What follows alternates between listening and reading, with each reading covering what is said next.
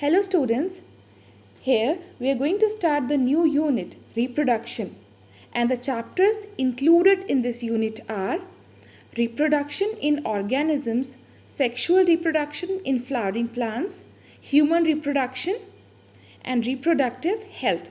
So here we are going to start the first chapter of this unit, reproduction in organisms. In this chapter, we'll be learning about the basic terms and the types of reproduction. So what is basically reproduction? It is a process by which an organism gives rise to young ones similar to itself.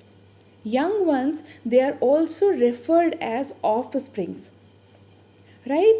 These offsprings are similar, but they are not identical. They are not the clones. And why they are not the clones? Because of a process called as crossing over. Now let me remind you, whenever we talk about the term crossing over, we are talking about sexual reproduction. In sexual reproduction, what happens? There is a process called as crossing over, which results into recombination of the genes. Right? So because of crossing over, the offsprings produced, they are never identical. Reproduction is an essential process. Why it is essential? It is essential for perpetuation, which is also called as continuation. Perpetuation of the species, perpetuation of that particular organism's species. The species, it is able to continue with its existence because of reproduction. Just imagine an organism who is not able to reproduce. Whether the species is going to continue? No, the species is going to be extinct. So, to prevent the species from extinction, reproduction is essential. Every organism who takes birth has to die. Between this birth and the death, there is a time period. And the time period between birth and death is called as a lifespan. The lifespan of an organism is divided into 4 phases: juvenility, maturity, aging, and death. Juvenility is the first phase of lifespan. It is a non-reproductive phase. Right? In this phase, the organism cannot reproduce. The second phase is the maturity phase. This is the reproductive phase of an organism. Here, the organism reproduces to produce the young ones. Third phase is aging, also called as senescence. What happens in this phase? There is deterioration. Right? The cells of the body starts degenerating. And eventually, when the cell starts degenerating or the cell starts dying, aging will lead to the 4th phase, which is called as the death. The lifespan of different individual is different. We have a shortest lifespan of 1 day, and we also have a longest lifespan of up to 300 years. The shortest lifespan is of mayfly. Mayfly lives for 1 day. Now let me tell you, the reproductive phase of mayfly is 1 day. Right? We are not talking about the complete lifespan of mayfly over here. The reproductive phase of mayfly is only 1 day.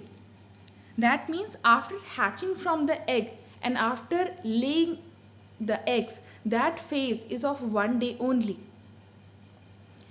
If we talk about tortoise, it lives for 100 to 150 years. Crocodile lives for 60 years. Parrot lives for 140 years. And if we talk about a tree, banyan tree can live up to 200 years. The lifespan of humans is 100 years. Why so?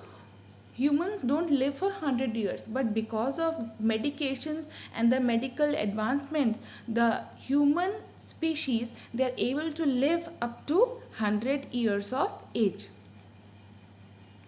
Now, why the organisms reproduce? What is the purpose of reproduction? First, as I have discussed before, for perpetuation or continuity of the species. Species will only be able to continue itself, it will only be able to live because of reproduction. Maintenance of young, adult and old. There is a balance of young individuals, adults and the old people. Just think, if there is no reproduction, what will happen? The number of old aged people is going to increase and eventually the species is going to die. So reproduction maintains a balance between the young, adults and the old. Variation is only possible because of the sexual reproduction. You all must have learned about self and the cross-pollination. Why do we consider cross-pollination to be better than self-pollination? Because cross-pollination brings variation, and variation is important if a species wants to exist, right? So sexual reproduction brings variation. And the life exists on the earth because of reproduction only. So these were the few purposes of reproduction. Now we'll study the types of reproduction. Reproduction is of two types: asexual and sexual reproduction. In asexual reproduction, there is involvement of only one parent, whereas in sexual reproduction, there is involvement of two parents. Since there is involvement of one parent only, gametes are not formed. Now what are the gametes? Gametes, they are the sex cells, right? In the males it is sperm and in the female it is ova. In asexual reproduction, sperms and ova, they are not produced. And if there is no sperms and no ova, will there be fertilization? There will not be any fertilization. Whereas in the case of sexual reproduction, there are the formation of the gametes. And if gametes are formed, fertilization will be there. The type of division in asexual reproduction is mitotic division, which is the equational division. Whereas in the case of sexual reproduction, first meiotic division takes place followed by the mitotic division. Both the types of division takes place in sexual, meiotic as well as mitotic division. Right? And how this takes place, this we will study when we will study about reproduction in plants and animals. Now, if only one parent is involved, that means the offsprings, they are going to be identical to the parent. So we have identical organisms, and these identical organisms produced by one parent, they are called as the clones. Whereas in the case of sexual reproduction, there is recombination and variation. Why recombination and variation? Because of crossing over which takes place during meiosis.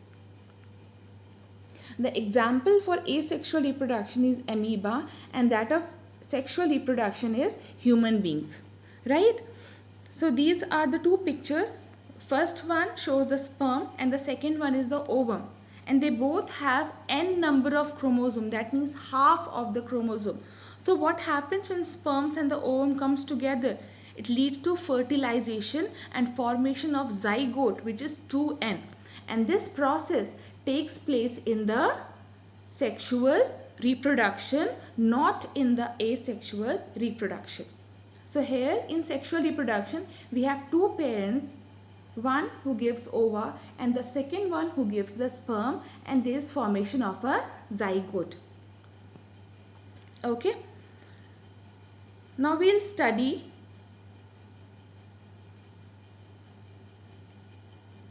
asexual reproduction. Asexual reproduction, as the name tells us, there is no involvement of the gamete. There is involvement of a single parent. So this type of reproduction is also referred as uniparental reproduction. There is no involvement of gametes, neither sperms nor ova, so there is no fertilization also. And there is only mitotic division. There is no meiosis. There is no meiotic division. We don't want any reductional division over here. So asexual reproduction, only one single parent is involved. It is uniparental. Gametes are not involved. Since gametes are not involved, there is no fertilization and there is only mitosis in the asexual reproduction. Since there is mitotic division, there is rapid multiplication. The cells, they divide rapidly. Now we will study the types of asexual reproduction. The first one is fission. Here the term fission means splitting. Splitting means the division. So here we are going to learn about two types of fission, binary fission and the multiple fission. The first one is the binary fission. As the name tells us, binary means two. So there is formation of two daughter cells. One parent cell divides into two daughter cells. And this type of division, the organism is immortal. Do you understand the meaning of immortal? Immortal means the person cannot die. So here if we talk about the death, I am talking about the natural death. There is no natural death for these unicellular organisms. Now how they are immortal? Suppose there is a parent cell. What will happen in binary fission? The cytoplasmic as well as the nuclear material is going to increase. Then the nucleus divides. Then slowly the cytoplasm also divides and there is formation of two daughter cells. So tell me whether the parent cell has died over here? No. The parent cell, it has given rise to two different daughter cells. And what will happen to these two daughter cells? They'll again grow in size and they're again going to divide into two more daughter cells. So finally there will be four daughter cells. So there is no death, there is only division. So binary fission, the organism is immortal. And binary fission takes place under the favorable conditions. Now the second one is the multiple fission. As the name tells us, one organism divides to form many daughter cells. Okay, and multiple fission takes place under unfavorable conditions, when the conditions are not favorable. And this type of division takes place in amoeba and plasmodium. Right now here we are going to take the example of amoeba. The parent amoeba, if there are certain unfavorable conditions, right? So what will happen? This amoeba will gain a circular shape and will start developing a cyst around itself. The single nucleus is going to divide into many nuclei, and each nuclei will be surrounded by a little cytoplasmic material and will be covered by a plasma membrane. After some time, when the favorable condition returns, the cyst is going to burst and the daughter cells are going to be released in the atmosphere. Okay, this is the other picture which shows the multiple fission in the plasmodium. In the next class, we will be learning about budding and more processes of asexual reproduction.